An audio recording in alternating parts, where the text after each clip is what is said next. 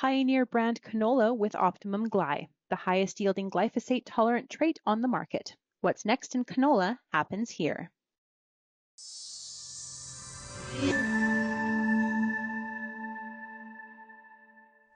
Shaun Haney here with RealAgriculture.com and RealAg Radio, Rural Radio 147, Sirius XM. Lots happening on the biofuel front. I got a new one to throw at you. We got some issues with the proposed Clean Fuel Fund from Natural Resources Canada. Here to chat about what is happening is Andrea Kent. She is past president of RICanada. Andrea, how are we doing? Really well. Thanks so much. Okay. So first of all, what is the Clean Fuel Fund? So we've got to back up a few years to get to the origin story. But essentially, the Clean Fuels Fund is part of the federal package to complement the clean fuel regulations and was designed as a funding incentive to build out domestic capacity for whether it would be renewable fuels production, maybe implementing some large-scale shovel-ready emissions reduction technology onto fuel production, and really became, I think, one of the government's preferred tools in addressing some of the competitiveness issues that came out a couple of years ago when the U.S. IRA, the Inflation Reduction Act, was announced. So we are kind of living through the second iteration of this Clean Fuels Fund. It was announced a few years ago. There was an intake that was part of that process. Admittedly, it was pretty slow. The government admits that it was difficult to get out the door. So as part of the last federal budget, the government announced what they described as a retooled Clean Fuel Fund. And really, this was something that a lot of industry was waiting for. This was welcome news for us. We were excited about the relaunch of the CFF. And the message at the time was, it's going to include the same fuels. It's going to include largely the same kind of criteria and parameters, still aimed at that same, kind of focus on domestic production and clean fuel production in Canada. And this retool was really just to streamline it. The budget language was a little ambiguous. We followed up with folks, growers, and RICanada and some of the other stakeholders that we work with across the supply chain. The message that we heard was, everything is all set. We just want to make sure that we get the streamlined aspect of it right.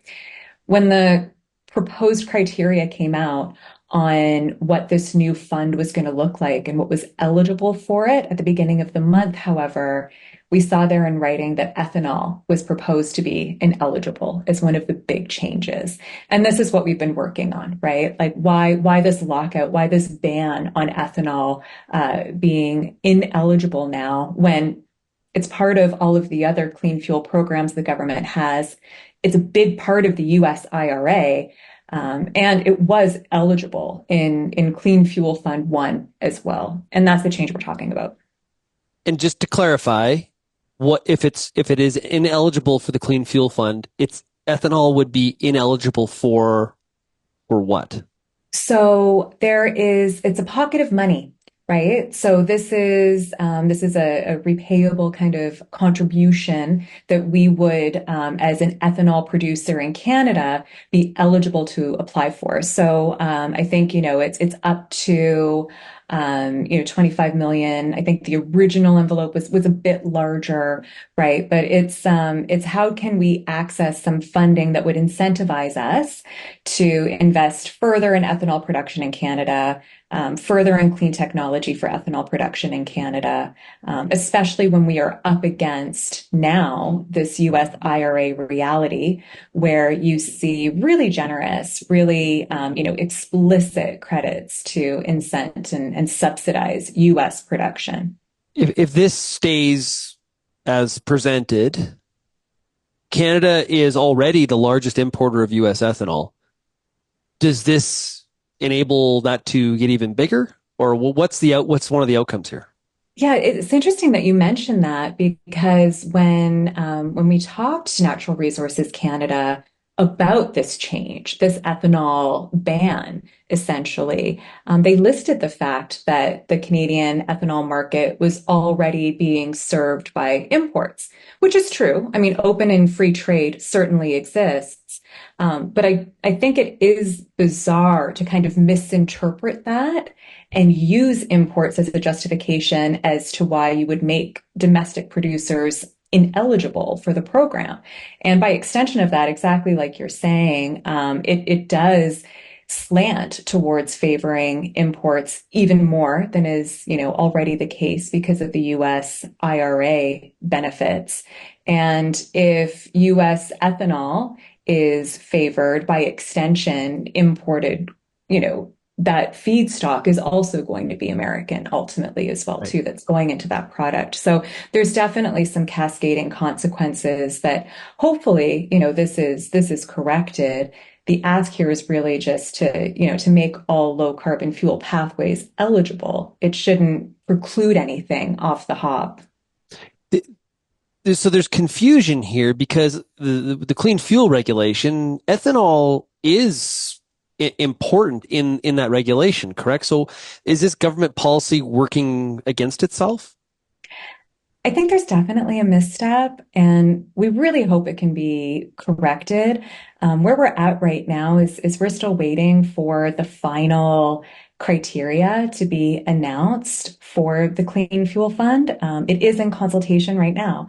So, I think when you look at the disconnect between ethanol as being not only a big part of the clean fuels regulation, it is the biggest part to date. When you look at Environment Climate Change Canada's own report, it was pretty resounding that ethanol right now is the compliance fuel of choice to reduce those emissions. It's also the most affordable one. So in addition from all the local farm and agricultural opportunities that ethanol creates here at home, it's also, depending on, other kind of market conditions, it's always lower wholesale price than gasoline. So, in the US again, where you have, ethanol at 15%, there's studies in the States that are showing that those drivers who are using 15% ethanol are saving like 30 cents a gallon. So, it's affordable, it's homegrown, it is the biggest lever right now in terms of reducing transportation emissions. Again, going back into, it's awkward, it's bizarre that it isn't eligible for the only clean fuel fund that we have right now. Is it typical for a body like Natural Resources Canada to make the decision, hey, we're going to go with the imports over producing it? Like, is that typical? Like, do we do this in other areas? Like, why? Not that I'm aware of. And, you've called out, the Clean Fuel Regulation is Environment Climate Change Canada. The Clean Fuel Fund is Natural Resources Canada. So, this isn't the only time that we see those silos. It's just a reality sometimes of how these programs are structured and designed.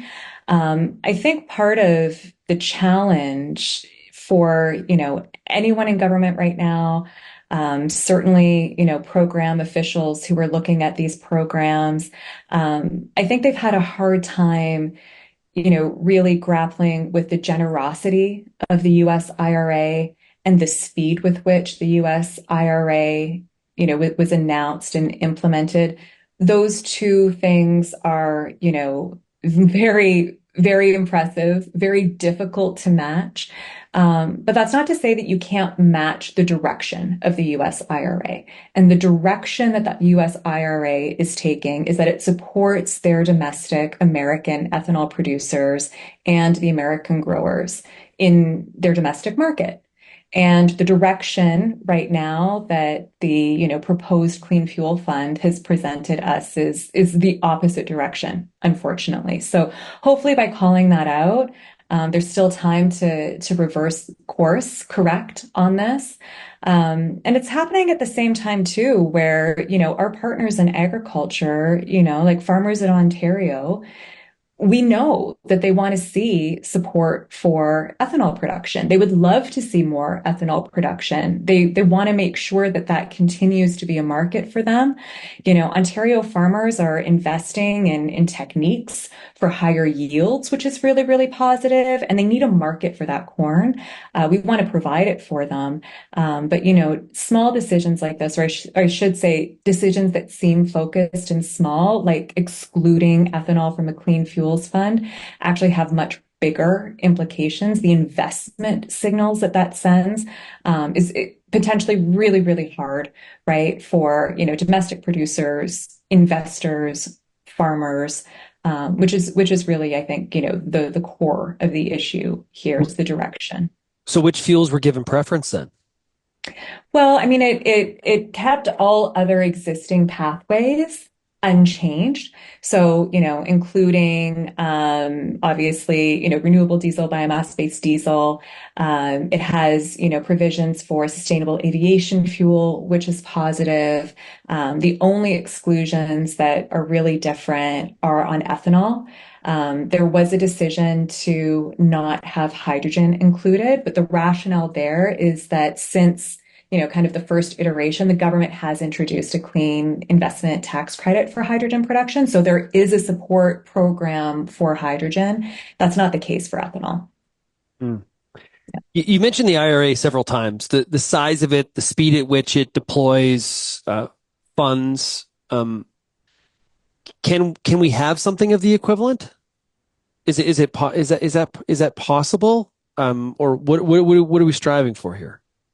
So apples to apples, I think, no, it's not. And I'm not the only one who's suggested that. I think there's a lot of pragmatists that, that look at it and think that, if we were to try to compete dollar to dollar, that's not the most, practical place for us to put the effort.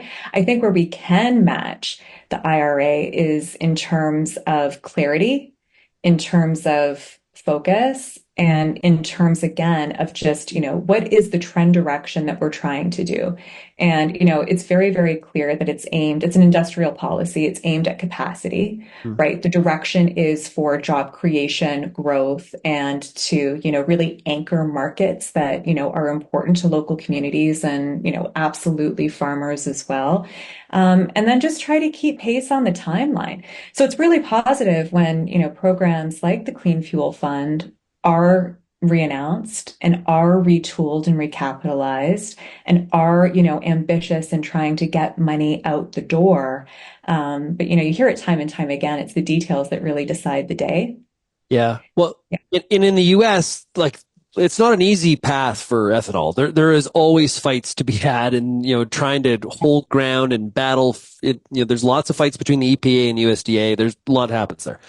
But at the same time, there's a lot of support for biofuels. I mean, like, look at the candidates of all stripes go through states like Iowa proclaiming their love for biofuels.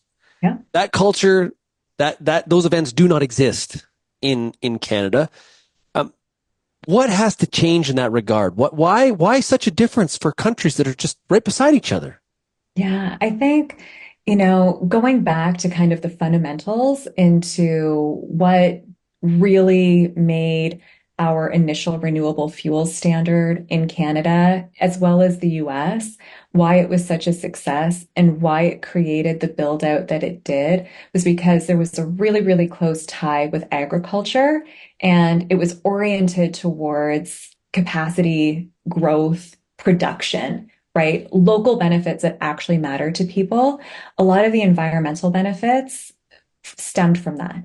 It came after because communities were doing the right things, because, we had, producers and farmers working in tandem, and, the government created programs that were really, really clear and really accessible, and importantly, didn't preclude things at the front end. right? So you didn't see exclusions at the front end of something. It depended on your technology. It depended on, your investment process. It depended on your business plan, right? The strength of your logistics chain. That's what should be deciding these policies, not, kind of precluding things at the onset. And I think, climate will continue to be important. I think, sustainability continues to be something that a lot of people do care about. But, just looking at the climate that we're in right now, I think it's reasonable to put the focus back on what are your job creators, right? Like what is anchoring economic drivers here at home? How do we make sure that without compromising trade, we are anchoring investments and we are making sure that, our communities are well served? And I think that's what the real issue is here. Doesn't necessarily have to do with competing with the US IRA in terms of, is this a credit versus a grant? Is this, an investment credit versus a production credit? It's really like, is this making sense for us here, our producers and our growers and the jobs that they create, right? And we've got to get those details right. Andrea, thanks a lot for joining us here today. Really appreciate it. It's great to be here. Thanks so much for having me again.